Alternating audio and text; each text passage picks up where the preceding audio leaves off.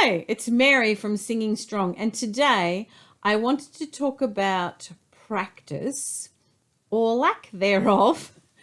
It's been interesting. I've had some students recently, and we're starting on a song or revising some work, and I'll be able to say to them within seconds, "Oh, you haven't practiced," and they're always amazed at how I know that they haven't practiced, when in fact it's actually very obvious that things have not been worked on. Okay, so I'm just going to give you some information to let you know how I know that you haven't practiced. And it's very obvious. So here are some reasons why I know that you have not been practicing.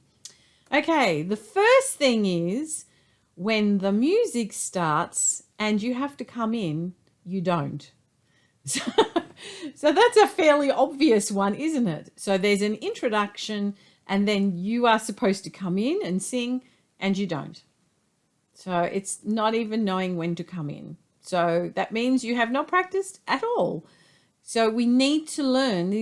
I'm giving you the information now. This is what you need to work on when you're practicing.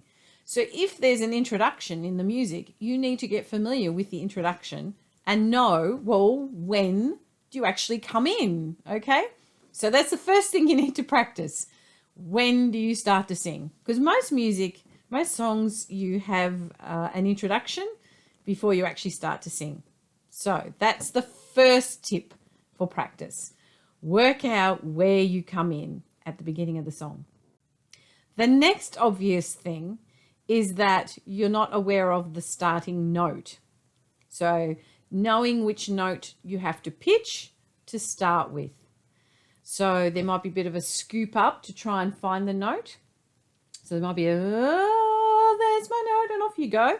Okay, so make sure as part of your practice that your entry note is spot on so that you hit the note and start on pitch. Okay, so that's the next thing you can practice when you're learning a song. The next one is having difficulty singing in time to the music. And this requires you to practice feeling the beat. Now, most contemporary music would have some drums or something in it. Classical music can be a little bit more challenging, but in music, there is a beat, and it's really important that we feel the beat as we're singing the song. So feel the beat, the steady pulse as it goes through the music. So another good thing to practice is to play the accompaniment or listen to the accompaniment and simply clap in time to the beat and feel the beat as you go through the song and making sure that you're keeping a steady beat. For the most part, songs have a steady beat. Every now and then, there might be a rallentando, which means a slowing down. So every now and then you might slow down, perhaps at the end of a verse or, at the end of the song, or it may speed up as it becomes more exciting. But generally, music has a steady beat. And simply playing the music, clapping along, feeling the beat is part of your practice. So make sure you practice that. So the next thing is confused about how to sing a phrase musically. Now, sometimes with the lyrics, they could be a little complicated, or they have a certain accent or emphasis as to where they fit in the song musically. So when you have trouble with a phrase, so you have difficulty fitting a phrase into a certain section, you haven't practiced it. Okay, so that's another thing you need to practice. Maybe there's a tricky bit in the lyrics that you have to work out how it fits in to the music, how it actually flows within the music itself.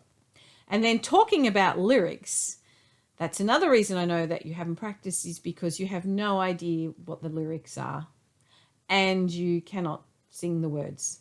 Okay, so if you haven't gone through the whole song a few times, you're not going to learn the lyrics. So that's another thing you need to practice, is sing the whole song through, get familiar with how it works. How many verses are there? Where's the choruses? Is there a coda? What's a coda? Well, a coda is an extra bit at the end of the song. Does the song have a coda? Do I need to know how it goes? And then that links into being careful with how you are practicing the song. So a lot of singers I know tend to like to use the karaoke sing-alongs, which are on YouTube, and they're okay, but it can create bad habits in that sometimes the person who has synced the karaoke to the music hasn't synced it correctly. So it either, the words come up before the actual note where you sing, or they're a little bit late. And so I notice if people have been practicing with the karaoke, they're either sometimes a little bit behind or a little bit ahead of the music because they're following the words. So I would suggest, if you can, to get the sheet music and start to learn how to read music. And that's a whole nother video about the importance of using sheet music to help you to become a better singer. It's very important. If you haven't got the sheet music, you can access sheet music from the website musicnotes.com. I'll give a link down below, and they have every song that you could ever imagine on there. And you can purchase the sheet music that supports the composers, which is really important. And then you have something you can actually read and learn about that. If you're not going to get the sheet music, at least have the lyrics, like have a sheet with the lyrics on it and read that rather than relying on watching a karaoke. Okay, as I said, they are a little bit deceiving and not always the best way to learn the song. So that's a suggestion. Another reason why I know that the student has not practiced is that they can't sing the melody. So they're not familiar enough with the tune. So they haven't sung it through enough, or they haven't listened to it enough times to get familiar, and I need to help them with it. So I'll need to play notes, or I'll need to show them how it goes. So learning the melody line is really important, and being accurate, and using sheet music again can help with that.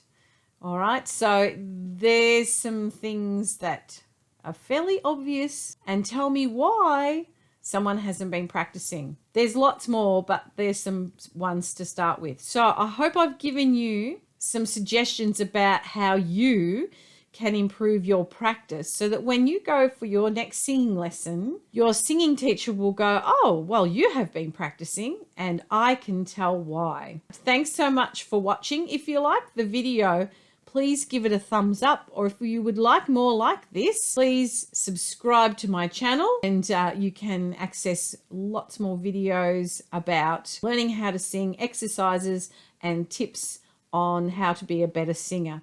I hope you have a great day. Go and sing. I'll see you later. Bye.